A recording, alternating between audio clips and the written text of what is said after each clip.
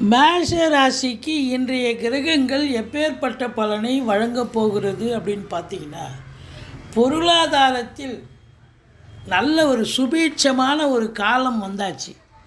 கொடுக்கல் வாங்கல் சிறப்பாக இருக்கும்.